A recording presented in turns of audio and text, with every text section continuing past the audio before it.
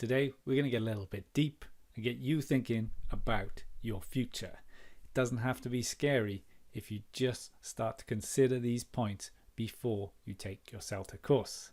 Now, I'm Steve from CELTAhelper.com, and if you enjoy this video, remember to give us a like and a subscribe so you can get more content like this in future, and also more people will see it that way too. Now, I want to talk to you about, thinking beyond the CELTA, because for me personally, this was a huge flaw. This was a big mistake. I just rolled into the CELTA straight after my university undergraduate degree, and I wasn't really thinking straight. I want to live abroad.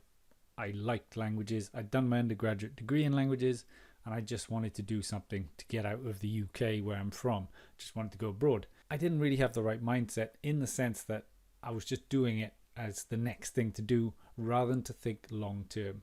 And I know now that if I'd been thinking long term, I could be in a much better place professionally now and also financially. So it's a double win. And I'm telling you this again from that pain of experience and lack of planning on my part. So take these notes from someone who's lived it, and you can avoid going through what I did. So the first tip I would say to you is to think about what jobs you can realistically get after your CELTA. There are lots of jobs out there, but not all jobs are created equal.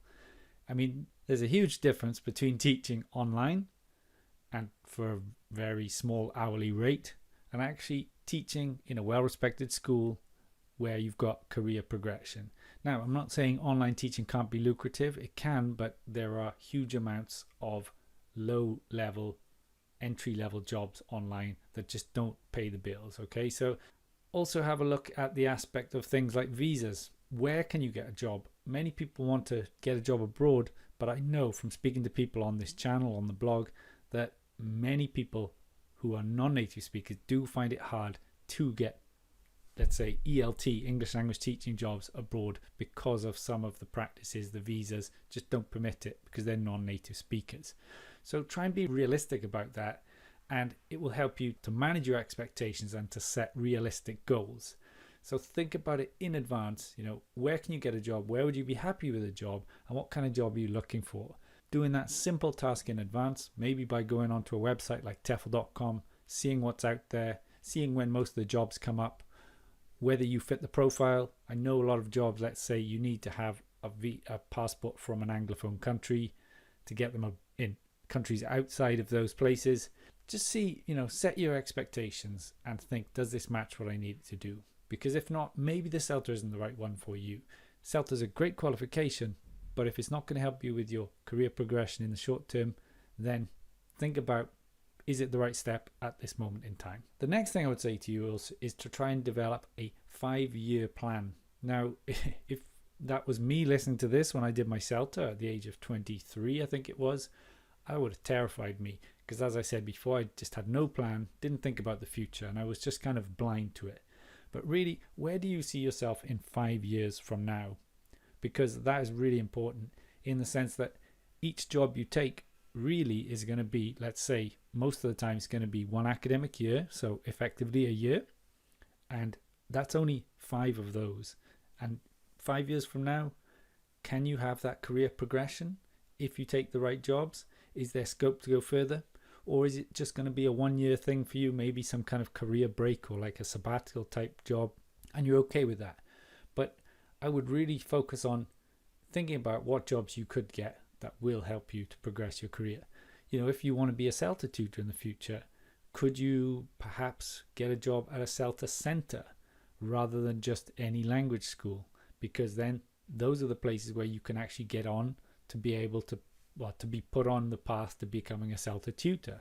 People I know have done it, have worked at these CELTA centers for years beforehand, and it's kind of like a queuing system, so you have to be next in line. But either way, if you're strategic about it and you think where you want to be, then all of these choices can help you along the way. And I kind of want to go a bit more in one of the points I said as well, is think about what is your focus for doing the CELTA. There are various options. There's many reasons why people did it. Mine, like I said, was to live abroad and to learn the languages in that country. In the first year, it was consolidate my Spanish, because I'd done my undergraduate degree in Spanish.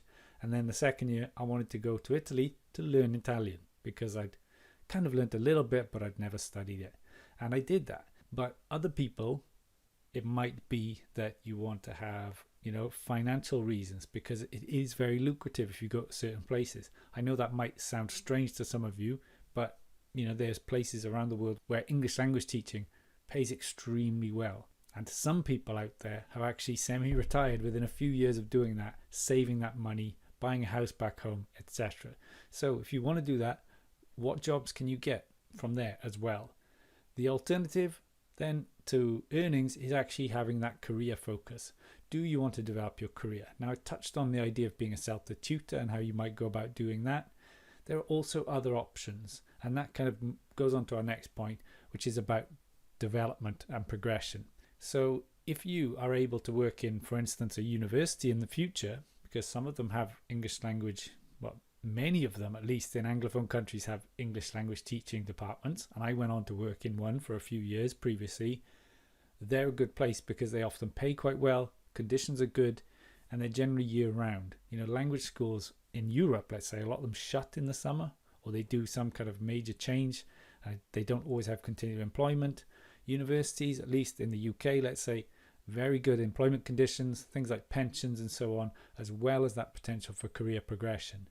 You're also in a place there if you work in a university, again continuing that example, but if you wanted to do research, you could possibly get discounts on masters. You could look, you're well placed to look into things like PhDs and so on.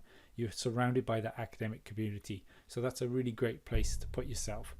But if you think about it from that point, and I suppose it comes back to jobs as well, then you can position yourself to help your career progress.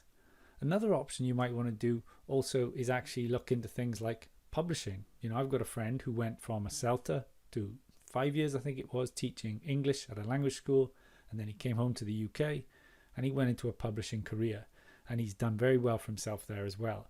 And that was, I think, as a development editor, something like that, for Pearson, and that career's led on to other things. So there are offshoots as well, but just think about, where would you like to be in the future, and how can you position yourself to get there? Because there are various things you can do along the way that will help you on that path. So I hope you found that useful. Remember, give us a like if you enjoyed, and subscribe for more content like this. I'll see you in another video. Thanks for watching.